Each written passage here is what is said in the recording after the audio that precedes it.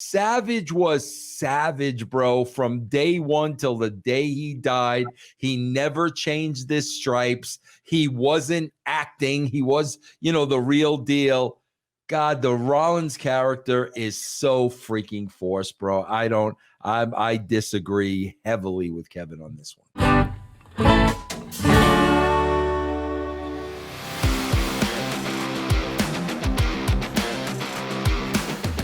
Let's go broing down memory lane. So Kevin Nash said Seth Rollins is the new macho man of this generation. Oh, yeah. He said, I didn't like the Seth freaking character for quite a while, but then I just realized in the last maybe 2 months that he's kind of like the modern day macho. He has that kind of the glasses, and he's just got kind of a macho man vibe. If you were to modernize macho man, it'd kind of be Seth. Now, Vince Russo, you have been very critical on the Seth Rollins character. What say you regarding this character, knowing that Randy Savage is your all-time favorite wrestler? What say you about the comparison, Vince Russo? Bro, listen, I love Kevin to death, man. I really do. Like, he's really one of my favorite people, but we are going to disagree on this one, bro. Like, we are so going to. Bro, you know what it was? I'll tell you exactly what it was. And we've talked about this, Chris. With Savage, it wasn't an act. That's the guy you saw day one. That's the guy you saw the very first day. Remember the manager search, bro, and they were all vying for him? He was that guy from day one. Seth is an act. Like, Seth is an act. He went through so many character changes. And not only that, bro, the forced laugh.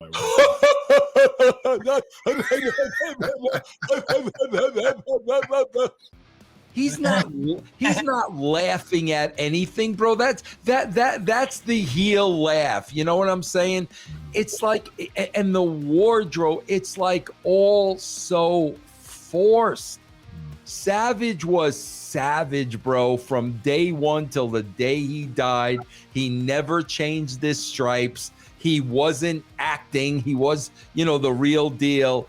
God, the Rollins character is so freaking forced, bro. I disagree heavily with Kevin on this one. What do you think, Ace? I can see why Vince would disagree based on the personality and macho being macho. Like, he's very accurate. Like, I was having long form discussions with a super top level name today, just talking business and wrestling and psychology. And it's really cool, but like, we were focusing on like those that never turn it off. And he was mentioning people that, legends from the past, people today, these guys never turn it off. And that's why they're successful. Like Steve never turned it off, Punk turned it off. So Macho Man in that realm never turned it off. And that's why he's successful. The counterpoint I would give is that based on the kind of worker and the stature and kind of their position on the card is always being a fixture. Sometimes a top guy, sometimes in the tag team, sometimes, top of the mid card. Like Randy and Seth, they always had a spot, no matter where they are in a character or in a feud. They could be plugged in to be the top guy and be capable and hold the company. Or they could be kind of goofing around in the mid card doing something fun. Like, so I think that comparison makes sense to me. Yeah, I agree. I agree with both of you, actually. I think that Seth Rollins and Macho Man couldn't be further apart, as far as character is concerned. What's that? As workers, the work, I don't want to say work rate because I hate that term. It's not real. But how they did it, like they are very, very, very good at what they do in the ring that's uniquely theirs. And they're totally different, but they have that same kind of pacing and that same kind of like delivery. That's all. Yeah, I would have liked. I would like to get Nash's take as far as like what did he mean by it? Because I would agree if he was talking about just work rate and just like you said, he's like the spot, like the ability to carry the company as champion. but you have a fixture in, on the television. You have a fixture in the company. You have a spot, a pretty secure spot, no matter what it is. And Seth Rollins has been that guy for a number of years now. He's been at the top. He's been that upper mid card level. He's been that main event level, and work. His ability to work in the ring, have really good matches. All those things are very comparable to Randy Savage. So I will give him that. But as far as his overall character and just the investment in the gimmick, making it real life and just kind of being yourself, turned up to 10, it doesn't really, you've worked with Seth, right? East, and how is Seth Rollins as a person? Is what we see now, him, times, turned up 10 notches, or is just, he's just able to do a character well on television? It's a big difference. Another part of this conversation I was having with unnamed talent was the greatest characters in wrestling are what? More often than not, they are the extension of their true selves. What is really them, their realism brought to life, never turned off. And then sometimes they are the exact opposite of who they are in real life. So I guess with Seth in that character, if he had a choice, he's not wearing those suits, but he's committed to doing it. He had a choice. He had just kind of a whiny, laugh, but like he turned it up. So I think there's a compilation of like things he dislikes and then things that are really him that kind of hybrided together. What's interesting about him is that I had a great point. I don't have my thinking cap on today. I wonder why. I don't know. Ask the comment section below why. Money bags, ladies and gentlemen. I got a question for you, East. Suits, yeah. My other point was like the wild ass suits are very reminiscent of like Macho Man with all the flair and Macho King. That was my only other point. Yeah, I was thinking about that as far as just a flamboyant type of eccentric type of look, and Savage with that type of deal. Can I get a consensus in the comment section real fast though? Consensus group. Let's have a discussion. Who here loves the Macho Man? Raise your hand. Comment below if you love the Macho Man. How do you think Macho cut those promos? Okay. There you go. So here's my question, EC3.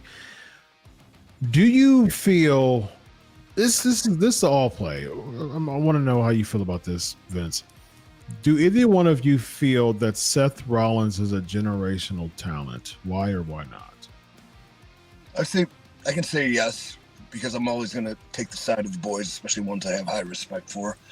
Generational sense, longevity, ability to make it in multiple different forums, whether it was Ring of Honor to FCW to NXT to WWE, the ability to kind of like fall into that upper echelon at all times. I think the longevity and the body of work, if you go down the list, there's like he's had a lot of great matches. You like the style or you don't, but like he also brought a YouTuber to nearly a 5-star match, whatever that might mean, at the biggest show of the year. So I think I can say yes. What do you think, Vince? Generational talent, Seth. What do we mean by generational talent? Explain it. Unprecedented. Like can't really be there was no one before him like it. Really can't be duplicated. That type of generation. Bro, listen. You're asking the wrong guy. I'm not a fan of the guy. I'm sorry. I'm not a fan of the guy. And like that's the thing. Like Kevin even mentioned when he made the comments about Seth being a great worker. Bro, the guy doesn't sell.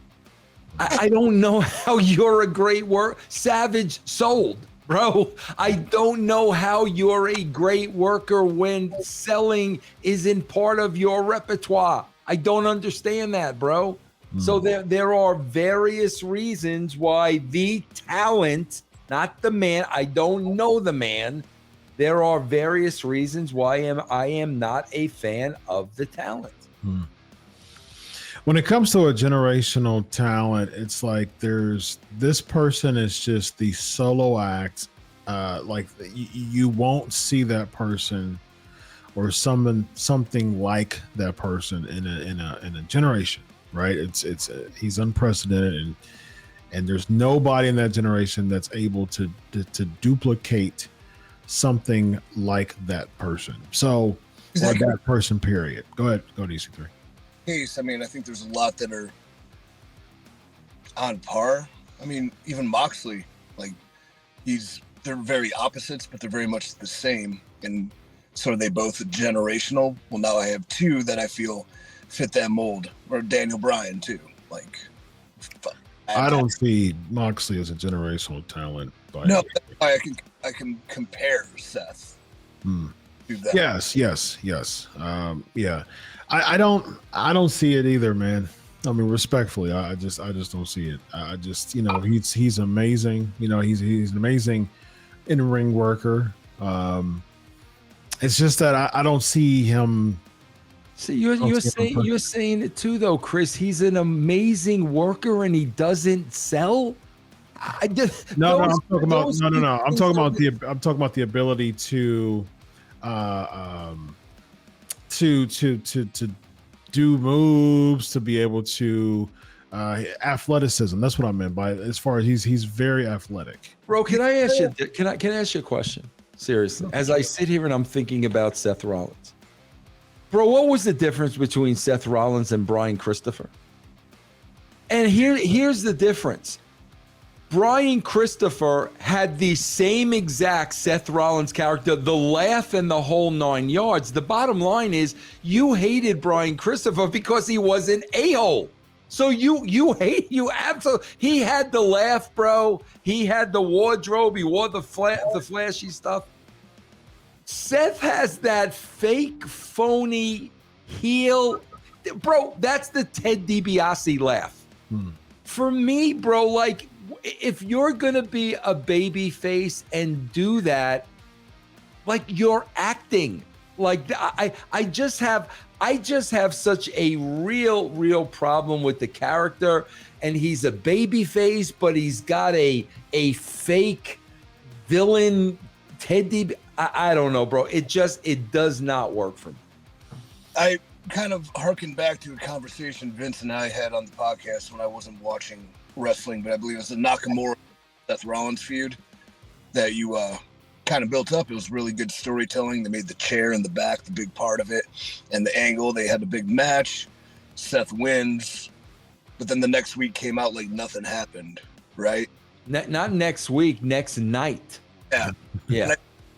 In that hindsight, a generational talent, despite whatever was written on paper, you have to protect the integrity of the real good drama you did. Yes. And it's not that, like, whatever's written you can still go out there and do, but like at least make note of what has happened, what you went through, and why there's something so awesome to overcome.